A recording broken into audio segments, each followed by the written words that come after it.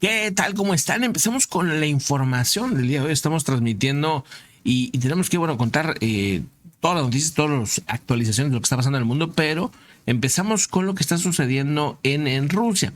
Una actualización de lo que ha pasado en las últimas semanas, pero sobre todo en estos movimientos que se están empezando a observar cada vez más claros de parte de Rusia hacia pues una preparación que podría llevar años. No es una preparación de un día para otro, pero la inteligencia lituania advierte sobre los esfuerzos de Rusia, en los cuales el ejército de Vladimir Putin se está planteando la confrontación directa con la alianza, con la OTAN. Rusia se está preparando, dice, para una confrontación con la OTAN mientras continúa con Ucrania, mientras va aprendiendo, va viendo los puntos débiles que tiene con las armas de la OTAN. Al final de cuentas, las armas de la OTAN, de europeas, francesas, estadounidenses, han sido utilizadas dentro del conflicto y esto le da información estratégica a las fuerzas de Rusia para entender qué cosas funcionan, qué cosas no funcionan. El Kremlin estaría ampliando gradualmente sus capacidades hacia Occidente, según el informe anual de servicios de inteligencia militar y del Ministerio de Seguridad del Estado de los Estados Bálticos, de lo que es el conjunto Unión Europea-OTAN,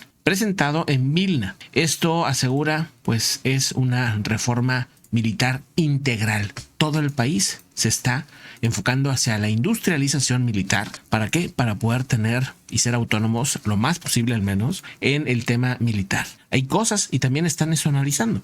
Están estudiando cuáles son sus puntos débiles, cuáles son las faltas de suministro, qué países, digamos, pueden seguirles sirviendo sus propósitos y qué países simplemente no. Barcos, bombarderos, etcétera, han sido pues puestos a prueba por parte de Rusia y esto, pues bueno, está mostrando puntos débiles, pero también puntos que pueden reforzar, evidentemente.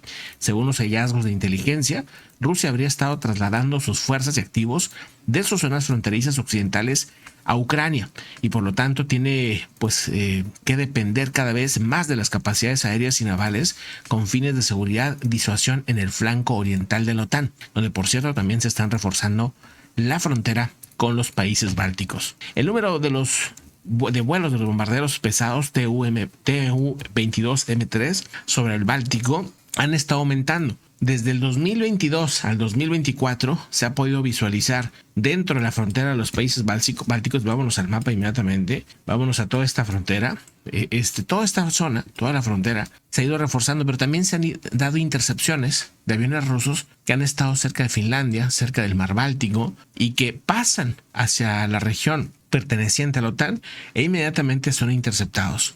Pero todas estas intercepciones, que antes eran 4 o 5 al año, ahora son 4 o 5 a la semana. O sea, son intercepciones que se dan de un lado y de otro. Recordemos que en el norte, hace unas semanas, también se dio una intercepción por parte de Noruega dentro de zonas cercanas a la frontera con Rusia, digamos a la zona económica, como le llaman, protegida por los mismos rusos. Entonces, pues bueno, se ve claramente un movimiento, la inteligencia lo empieza a observar cada vez más. Y mientras tanto, a esta confrontación ya se le ha llamado la Guerra Fría 2.0, ¿sí? Una Guerra Fría que pues es otra vez un bloque, en este caso en Rusia y la OTAN, ¿no? Un tema pues también que llama la atención y que los servicios de inteligencia pues van a tener muchísimo trabajo, muchísima presión para ver cuáles son los potenciales riesgos. Hay un informe, punto y aparte de lo que decían los países bálticos, hay un informe sobre el Instituto Estadounidense para la Guerra, el ISW,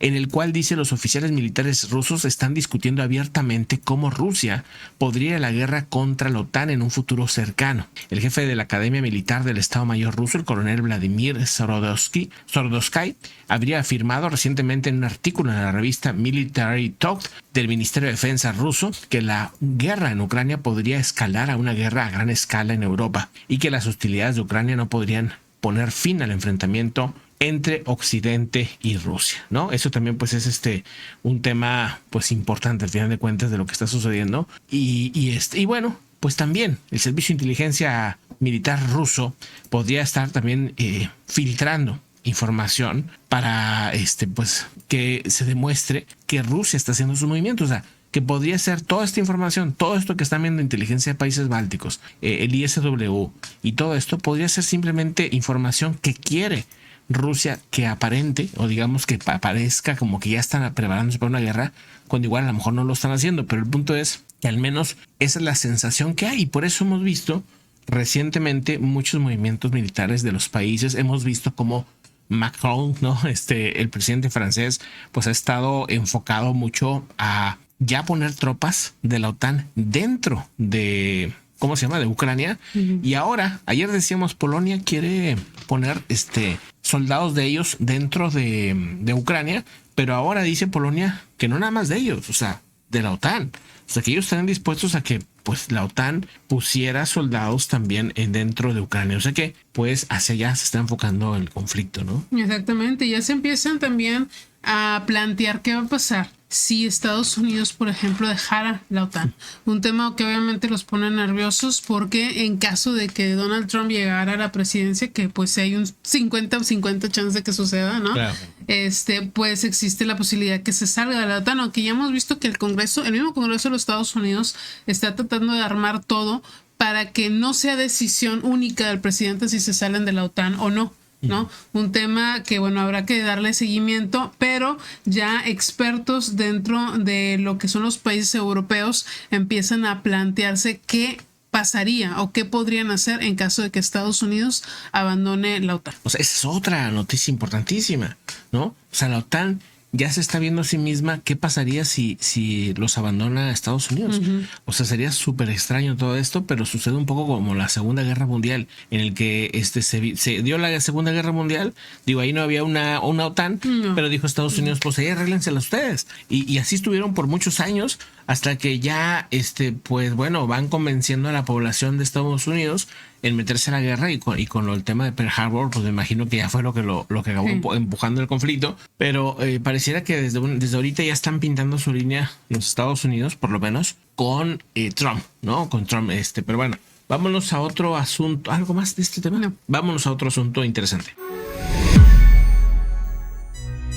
Fíjense que hablando, siguiendo con un poco con el tema, pero otro tema, Estados Unidos parece ser que sí se está planteando la posibilidad de que Rusia utilice armas nucleares dentro de Ucrania, ¿no? Exactamente. De hecho, esto lo afirman algunas declaraciones de altos funcionarios de la actual administración del gobierno de Estados Unidos, que afirmaron que Estados Unidos sí está preparado minuciosamente para la posibilidad de un ataque nuclear ruso en Ucrania desde finales de 2022. O sea, ya tienen pues un año, un año y cacho, ¿no? Que sí con estrés. Sí se lo plantean, sí en se serio. lo plantean, sí. Okay. Dice, las fuentes detallan que se temía desde que se inició esto, que Rusia pudiera utilizar armas nucleares tácticas de corto alcance meses después del inicio del conflicto, allá en febrero.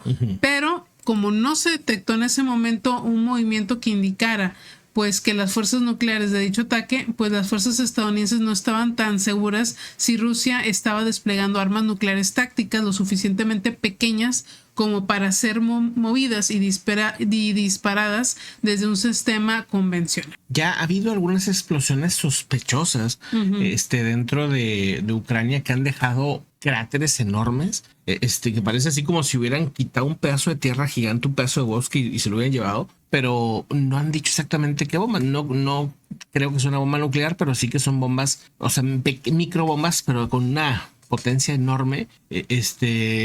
Quién sabe, ¿no? O no han, pues, hasta ahorita que se sepa, utilizado de las armas estas experimentales que tienen ellos como, ¿cómo se llama? Como con tema nuclear. Sí. Pero sí se han utilizado las hipersónicas y se han utilizado, pues, algunas otras armas bastante, pues, modernas. Ahora también creen que están haciendo, pues, ¿cómo se dice?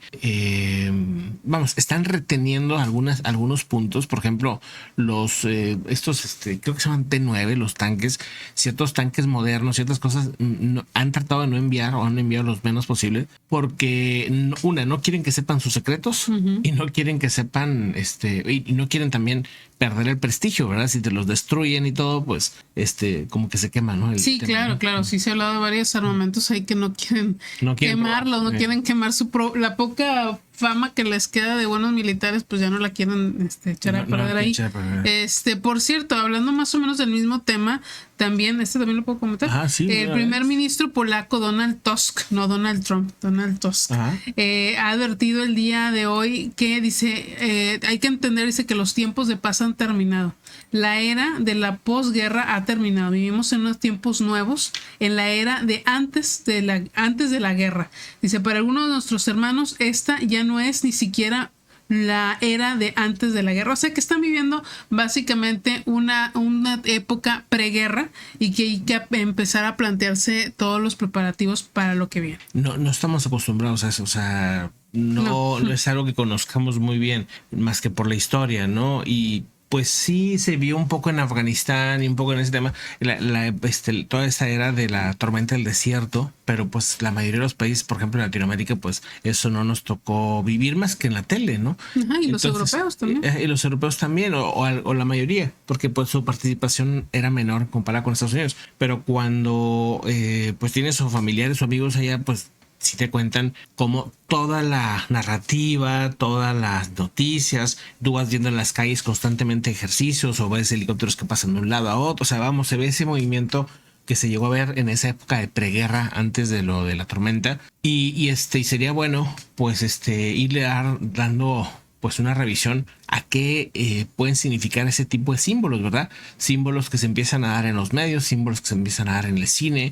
Se empieza a hacer esa narrativa de conflicto. Exactamente, digo, no en el tema del conflicto exactamente de Ucrania y de Europa, pero por ejemplo en Corea del Sur, creo que un ejemplo muy bueno es lo que pasó con el grupo BTS, donde los hacen, ¿no? Ya hacer el militar, ¿no? ¿Cómo le dicen? El servicio militar, porque es un ejemplo a final de cuentas para las siguientes generaciones, que es necesario que ya vayan ingresando, ¿no? Es correcto. Sí, pues así está el asunto. Vámonos a otro tema importante.